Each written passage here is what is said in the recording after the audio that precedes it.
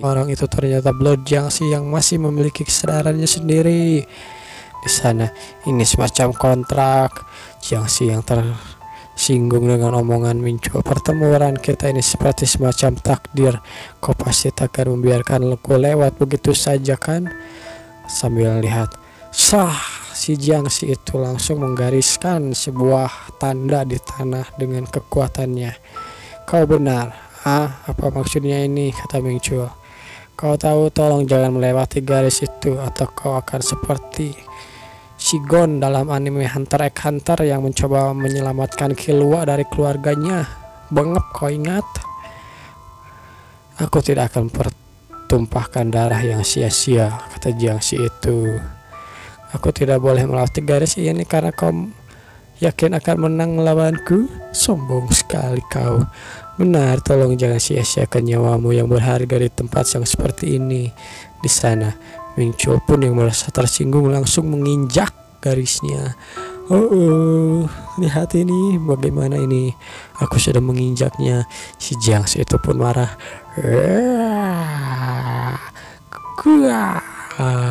Dia pun mengeluarkan kekuatannya.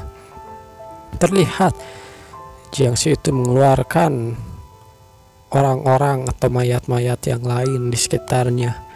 Apa itu? Kukira yang terjadi rupanya muncul satu lagi yang kulit pucat. Iron Jiangxi ya. Terlihat seperti vampir-vampir Cina di film Boboho. Kalian uruslah mereka. Akhirnya Mincuo pun mengeluarkan Undead Warrior-nya. Undead Warrior itu berkata, siap tuanku, gaslah. Kau kehilangan akal sehatmu ya, maju sini. Akhirnya mereka pun maju.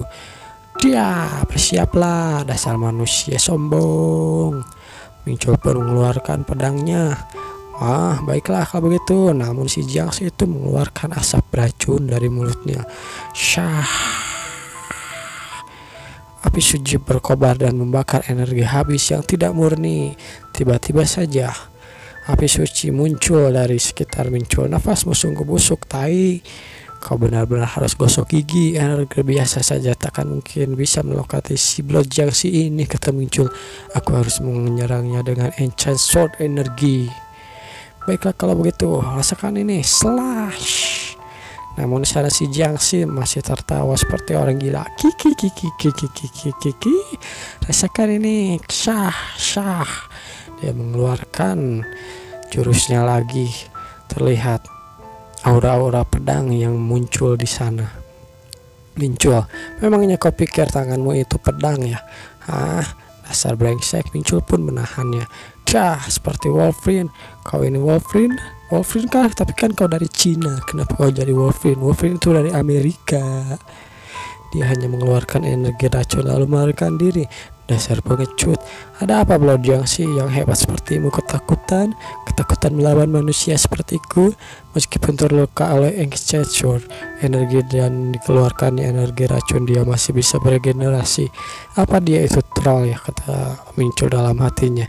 Namun di sana si Jiangxi pun lalu dia pun mengeluarkan semua kekuatannya. Kelihatannya ini agak buruk. Terlihat beberapa aura muncul di sana. Hujan yang mengandung energi demonic blood. Selain kekuatan penghancurnya, energi demonic blood ini juga beracun. Ini buruk. Rupanya Jiangxi itu pun meludahkan beberapa ludahnya dan membuat area di sekitarnya menjadi hujan. Blood Earth, Blood Rain, itulah nama jurusnya. Sekarang aku mengerti kenapa Cultus Blood menjadi musuh bersama dari semua murid di masa lalu. Karena ini ya, tapi aku tidak perlu menghindari hujan ini sekarang karena aku memiliki Holy Fire. Baiklah, meskipun level Blood Jiangxi setara dengan seniman bela diri Supreme Pig, level nekromansinya memiliki batas, kata Mincuo. Trik-trik remeh tidak akan berguna di hadapan kekuatan yang luar biasa sepertiku. Mincuo melompat ke atas. Slash. Semakin dia ditebas, malah dia semakin tertawa. Dia tidak memberiku waktu untuk mengumpulkan energi. Posisinya agak jauh dari jangkauanku. Serangan meteor strike. Kiki. Aku harus mendekatinya. Muncul mengubah pedangnya menjadi tombak. Ya, Dark Star, Blue Dragon Blade. Rasakan ini. Syah. Yue Clan Spare Art. Kecerak. Kiki. Spare Art yang digabungkan dengan Hellfire. Lalu Jiangxi pun terbakar. Wah. Kiki.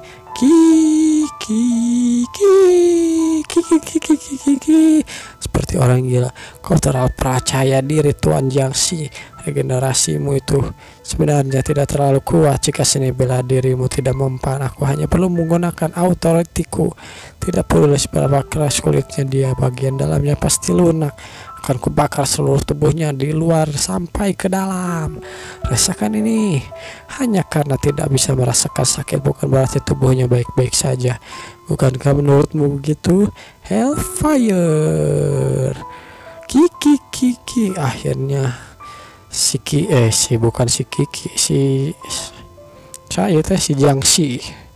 Jiangxi ya meleleh di depan Hellfire.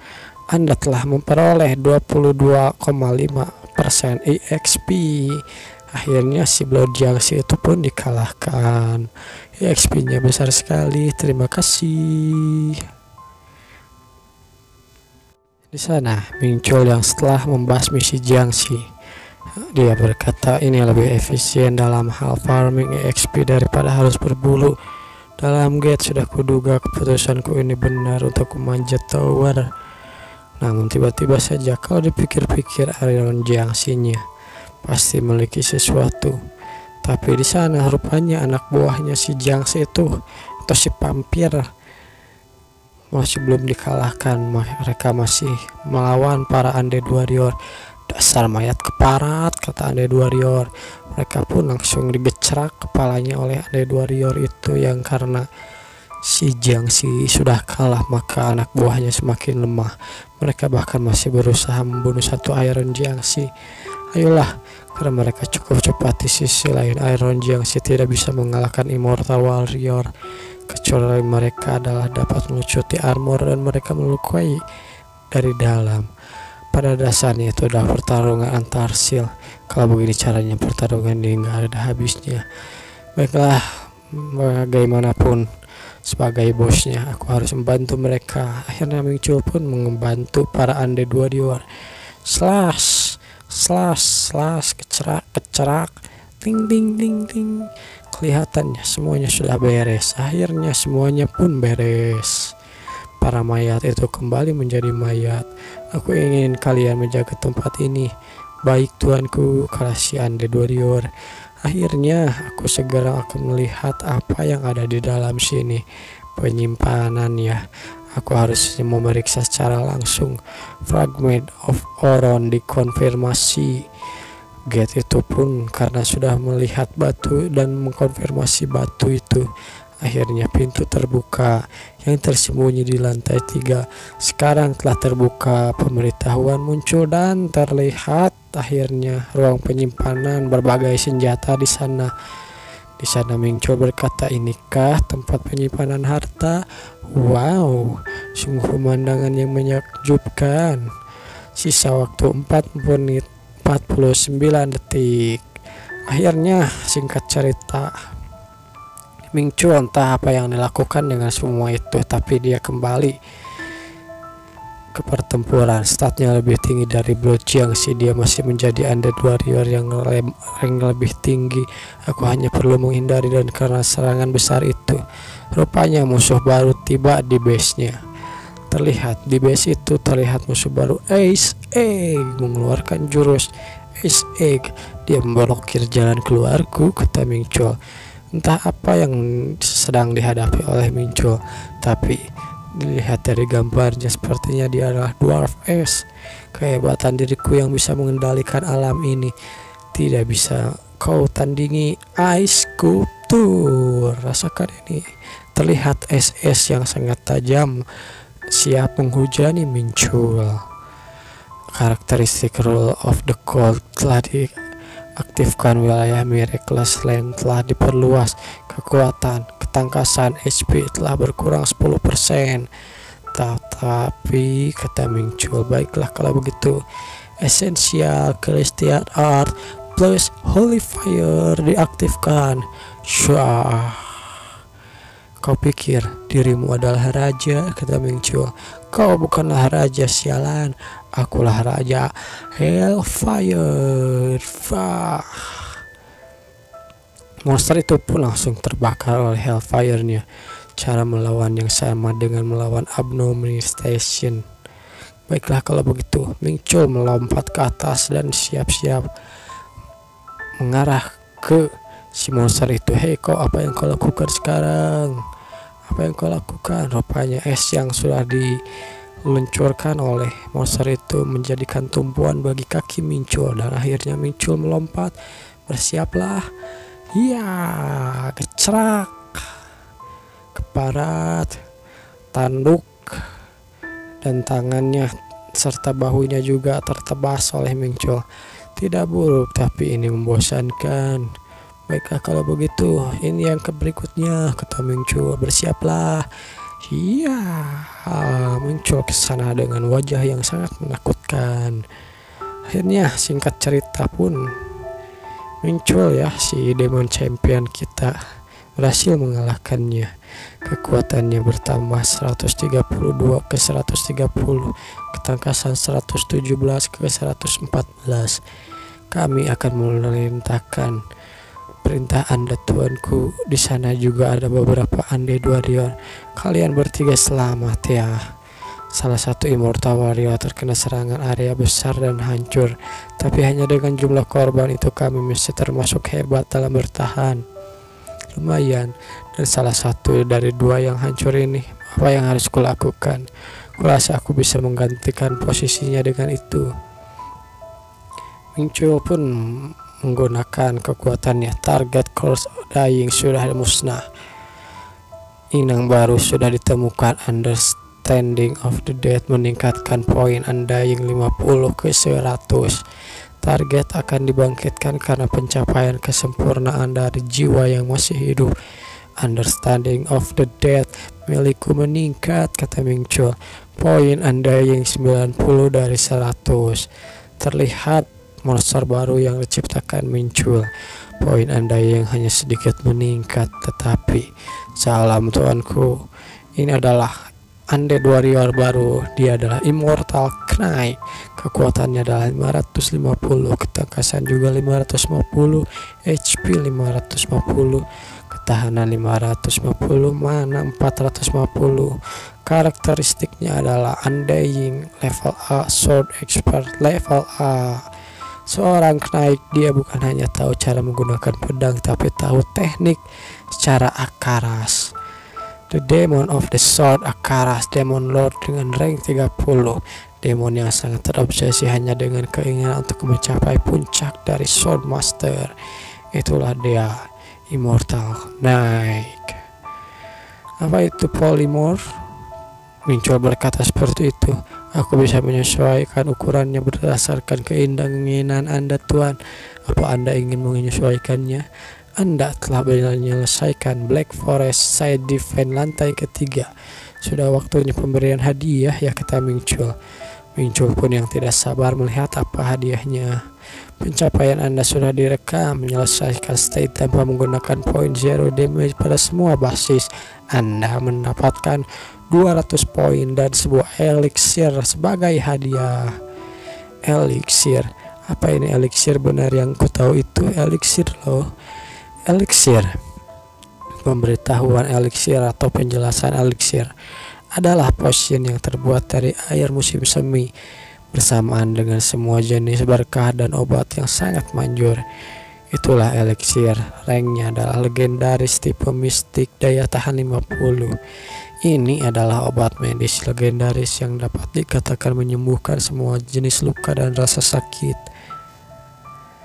Baik, lumayan juga, mungkin akan berguna suatu saat nanti, tapi aku harus menggunakannya di waktu yang tepat, kata Mingchul. Sekarang kan aku sudah menyelesaikan lantai ketiga.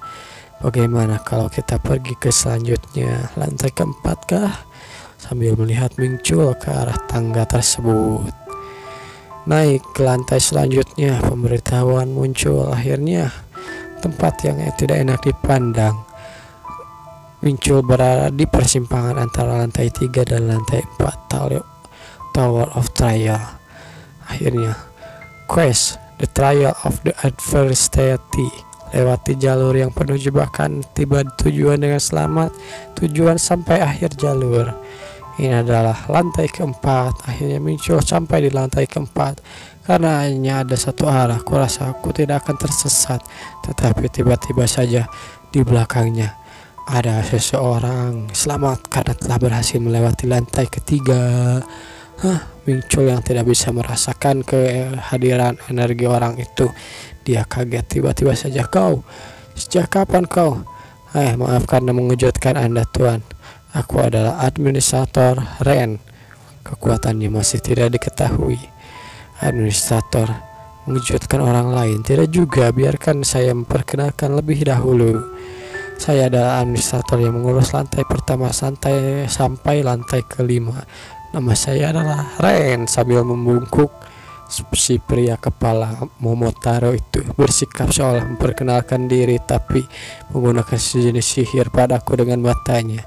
Aku John Ming-Chul, administrator lantai 0, mengatakan bahwa ada orang baru yang harus diperhatikan. Jadi saya menemui Anda, kata si Ren. Jadi itu alasan kau di sini. Benar sekali, kata si Ren. Begitu, baiklah kalau begitu. Dia pasti berpikir aku tidak tahu apapun hanya karena aku tidak mengatakan apa-apa. Aku tidak mengatakan apapun karena sihirnya tidak berbahaya, tapi adios, kata Ming-Chul. Selamat tinggal. Jebakan ya tidak akan mudah menghindari. Jebakan karena menakjubkan, berbahaya yang aura. Aku hanya bisa melewati tempat ini jika aku menggunakan indera kelimaku. Namun di sana Ming-Chul tiba-tiba saja merasakan sesuatu yang berbahaya. Sesuatu yang berbahaya akan menyerangnya. Sebelah kiri. Ming-Chul berhasil menghindarinya. Apa-apaan itu?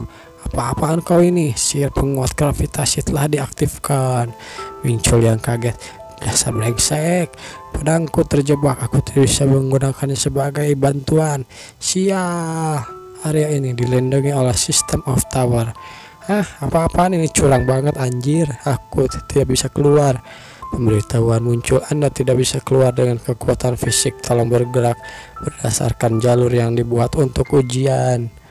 Namun tiba-tiba saja dengan kekuatan gravitasinya, Ming-Chul pun tersedot ke dalam tanah. Namun apakah Ming-Chul itu mati? Tentu saja tidak. Karena Ming-Chul itu adalah sang si demo champion. Dia keluar dari sana dengan merangkap dengan sambil marah. Aku tahu lantai ketiga terlalu mudah, tapi mereka mengingatkanku kalau aku perlu hati-hati dengan lantai tempat ini ya. Namun tiba-tiba saja Ming-Chul sambil mengingat-ingat saat jatuh. Jika aku tidak menggunakan energi perlindungan ancient demonic, aku pasti sudah mati. Aku tidak akan membiarkanmu menjebakanmu itu menang untuk kedua kalinya. Rasakan ini. Ming-Chul bersiap-siap untuk menyerang. Aku akan menggunakan Scenic Celestial kuno dan Holy Fire dengan kekuatan penuh. Syah. Meskipun begitu, kekuatannya tidak berguna. Ayolah, Ming-Chul ditembaki oleh panah. Ini mulai tidak masuk akal. Sekarang hantu, terus panah. Apalagi ini, berapa lama semua ini akan berlangsung? Ming-Chul berlari ke arah depan sambil kabur. Semua indera Anda berjalan dengan kondisi maksimal. Situasi ekstrim yang Anda alami, Anda bisa mendapatkan karakter 60 Sense. Tapi aku sudah punya indera yang bahkan lebih bagus dari itu. Seorang memiliki yang 60 Sense. Apa itu? Karakteristik yang bersikap yang telah Anda dapatkan selama ini. Ming-Chul yang masih bingung apa-apaan itu. 60 Sense transformasi menjadi Super Sense.